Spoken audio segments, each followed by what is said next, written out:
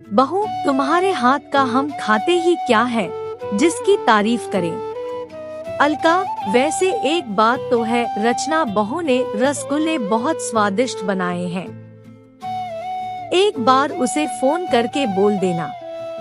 राजीव जी और अलका जी का बड़ा बेटा भू एक ही शहर में अलग घर में रहते हैं। छोटे बेटा भू हर वक्त उनके साथ लड़ने का बहाना खोजते।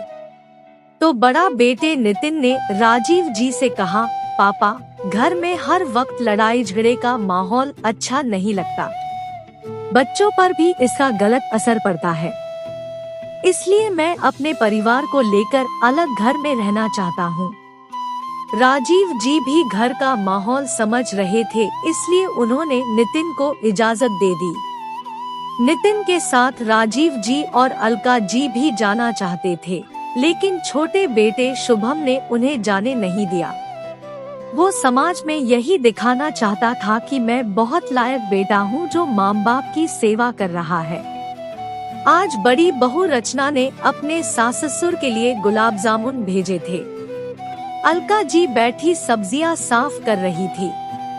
राजीव जी भी वहीं बैठ गए और गुलाब जामुन खा रहे थे और रचना बहू की तारीफ कर रहे थे कि वो गुलाब जामुन बहुत अच्छे बनाती है।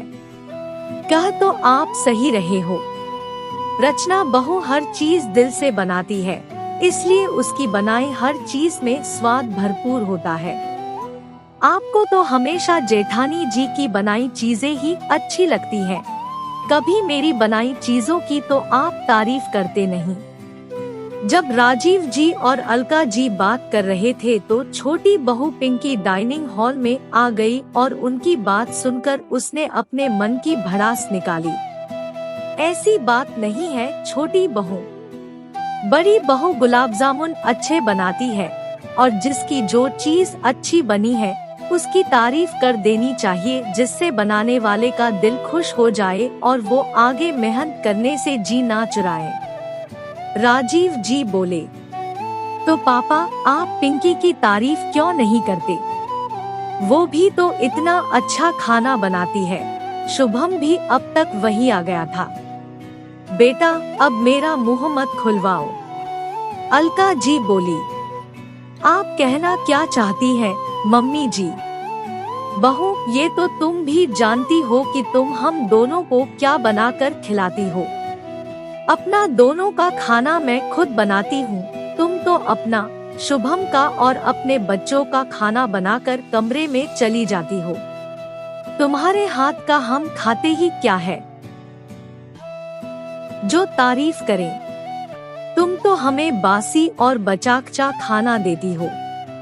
मैं जो बनाती हूँ उसका खर्चा भी हमारी पेंशन और नितिन के भेजे पैसों से होता है। तुम तो उसमें भी अपना फायदा देखती हो। दरअसल तुमने हमें अपना पास रखा ही इसलिए है कि लोगों को दिखा सको कि तुम हमारी सेवा कर रहे हो। इससे तुम्हें तारीफ भी मिल रही है और हमारे बहाने रसोई का खर्चा भी नितिन ही देता है। तुमने तो खर्चा बड़े भाई पर डालकर अपनी हर जिम्मेदारी से पल्ला झाड़ लिया है। राजीव जी गुस्से में बोले, अगर आपको यहाँ पर इतनी ही तकलीफ है तो जेठ जी के पास ही चले जाइए। जब वहाँ रहेंगे तो पता लगेगा कि दूर के ढोल सुहावने होते हैं।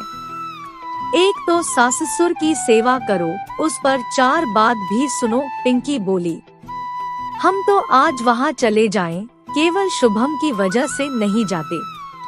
अगर शुभम एक बार भी कह देगा तो हम अभी वहाँ चले जाएंगे।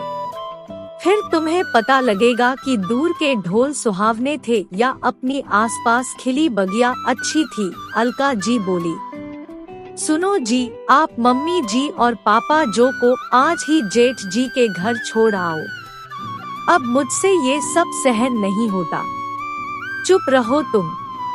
तुम्हारी फालतू की बकवास मानकर मैं सब रिश्तेदारों में अपना नाम खराब नहीं करना चाहता।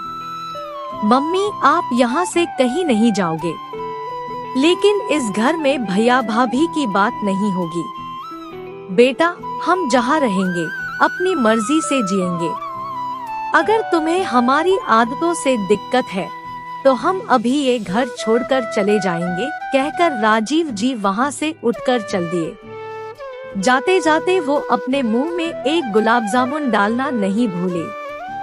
उन्हें मन ही मन हंसी आ रही थी। हमें अपने पास रखना भी चाहता है और हमारे ऊपर अपनी हेकड़ी भी दिखानी है। बेटा, मैं भी तेरा बाप हूँ। मुझे पता है तुझे कैसे सीधा करना है। तू सोच रहा है कि तू सबको धोखा दे रहा है। सही मायने में तू खुद को धोखा दे रहा है। अलका जी राजीव जी के पीछे पीछे उठकर बाहर आ गई थी। दोनों गुलाब जामुन का मजा ले रहे थे और छोटी बहू को तड़पता देखकर खुश भी हो रहे थे। जो बहू सास ससुर की सेवा नहीं कर सकती, उसके साथ ऐसा ही होता है। आपको ये रचना कैसी लगी, अपने अनुभव और विचार कमेंट द्वारा मेरे साथ साझा करें। कहानी को सीख समझ कर पढ़ें और शेयर करें। कृपया कहानी को अन्यथा ना ले। बहुत बहुत आभार। और मेरे YouTube चैनल को भी सब्सक्राइब जरूर करें।